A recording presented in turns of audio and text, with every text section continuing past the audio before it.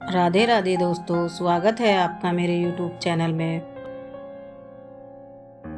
आज की इस धार्मिक कथा में हम जानेंगे कि माता पिता को दुख कष्ट देने वाली औलाद के साथ क्या होता है। जब किसी के जीवन में किसी जीव, इंसान या जंतु की दुख कष्टों से भरी नकारात्मक ऊर्जा मंडराने लगती है तो ना तो वह व्यक्ति जीवन में कभी महान बन पाता है और ना ही जीवन भर दुखी रह पाता है। मरने के बाद तो उसका और भी ज्यादा बुरा सफर हो जाता है। आइए जानते हैं धुंधकारी की तड़पती आत्मा की कथा। चलिए आज इस धार्मिक कथा के माध्यम से एक सच्ची घटना पर आधारित घटना को समझकर जीवन में सीख लेते हैं। अपने माता पिता की सेवा न करने वाला, अपने माता पिता को परेशान करने वाला, उन्हें दुखी करने वाला कभी महान नहीं बन सकता है। ऐसा व्यक्ति आध्यात्मिक मार्ग में तो कभी भी तरक्की नहीं कर सकता। श्रीमद् भागवतम के अनुसार गोकर्ण जब काफी लंबी तपस्या के बाद घर आए थे तो उन्होंने देखा कि उनका घर तो सुनसान पड़ा है। एकदम वीरानी छाई हुई है। उन्होंने जब भीतर प्रवेश किया तो एकदम खाली था। उनका घर किसी प्रकार से रात रुकने की व्यवस्था की। रात को बहुत डरावनी आवाजें उन्हें आने लगी, जैसे अचानक कोई जंगली सुअर उनके कमरे के अंदर भागा आ रहा हो। फिर उल्लू व बिल्ली के रोने की आवाजें आने लगी। गोकर्ण समझ गए कि यह क्या है। वे कड़कती आवाज में बोले, कौन हो तुम, क्या बात है। गोकर्ण की कड़कती आवाज सुनकर अचानक रोने की आवाज आने लगी। कोई दिखाई नहीं दे रहा था, बस आवाजें ही आ रही थी।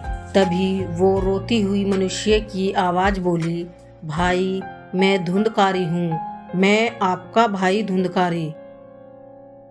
मैं बहुत कष्ट में हूँ, मैं बहुत परेशान हूँ। मुझे भूख लगती है, मैं कुछ खा नहीं सकता हूँ। प्यास लगती है तो कुछ भी मैं पी नहीं पाता हूँ। हालांकि मेरा शरीर नहीं है, किंतु मुझे ऐसा ही लगता रहता है जैसे मैं जल रहा हूँ। हवा के थपेड़ों से मैं कभी इधर होता हूँ तो कभी उधर। मैं एक स्थान पर टिक भी नहीं पाता हूँ। मेरे भाई, मैं बहुत कष्ट में हूँ। मैं एक प्रेत बन गया हूँ। गोकर्ण जी कहते हैं, धुंधकारी तुम प्रेत कैसे हो सकते हो? तुम्हारा तो गया तीर्थ में पिंडदान किया है मैंने। धुंधकारी, मैंने पिताजी को इतना परेशान किया कि वे सह नहीं पाए और मेरी वजह से जंगलों में चले गए। उनके जाने के बाद मैं शराब के लिए, मीट इत्यादि खाने के लिए माँ से पैसे लेता था। माँ जब मना करती थी तो मैं माँ को मारता था। माँ मेरे अत्याचारों से, मेरे खराब व्यवहार से इतना दुखी हुई कि उसने कुएं में छलांग लगाकर आत्महत्या कर ली। भैया, जिसने अपने माता पिता को इतना कष्ट दिया हो, उसका पिंडदान से कल्याण कैसे हो सकता है? भैया, आप कुछ और उपाय सोचें। धुंधकारी का कैसे भला हो सकता है? उसके लिए गोकर्ण जी ने सूर्यदेव से सलाह की। सूर्यदेव जी ने कहा, गोकर्ण, भगवत भक्ति ही श्रीमद् भागवतम कथा अथवा श्री कृष्ण की कथा ही धुंधकारी का कल्याण कर सकती है और अन्य कोई उपाय नहीं है। उसके उपरांत श्री गोकर्ण जी ने गांव के सभी लोगों को इकट्ठा कर विधि विधान से श्रीमद् भागवतम कथा का आयोजन किया। भगवान श्री कृष्ण की महिमा कीर्तन का आयोजन किया। वहीं पर एक बांस गाड़ दिया ताकि उसमें धुंधकारी रह सके। हवा के थपेड़ों की वजह से वो हरि कथा से वंचित न हो।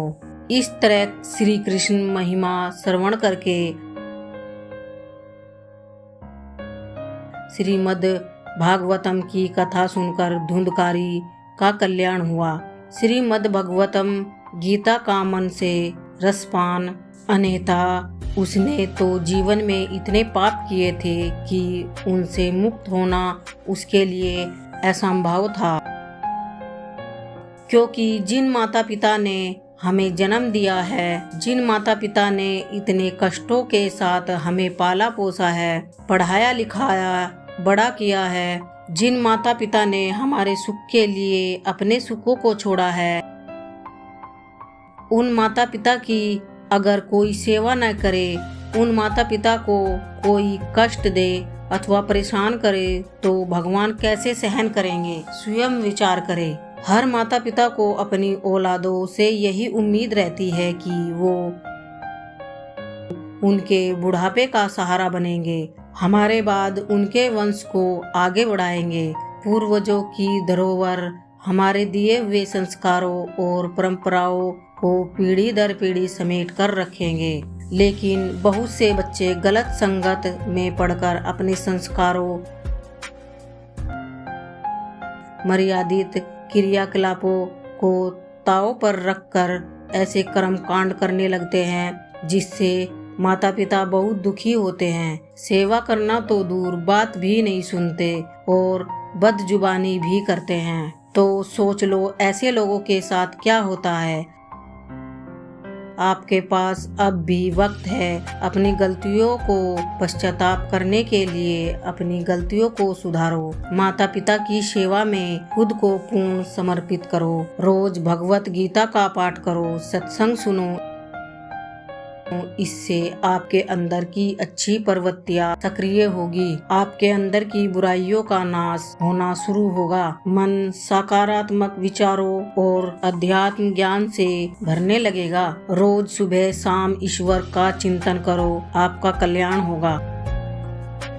उम्मीद करते हैं यह धार्मिक कथा आपको बहुत अच्छी लगी होगी। इस धार्मिक कथा को लोगों में शेयर करके आप भी थोड़ा सा पुण्य कमाइए। हम अपनी वीडियो पर जीवन के दुख कष्ट दूर कर सही राह दिखाने वाली एवं मानसिक चेतना को सकारात्मक ऊर्जा प्रदान करने वाली ऐसी ज्ञान से भरी तमाम वीडियो लाते रहते हैं। इसलिए आप हमारे चैनल पर बने रहना और चैनल पर नए आए हो तो चैनल को सब्सक्राइब कर देना।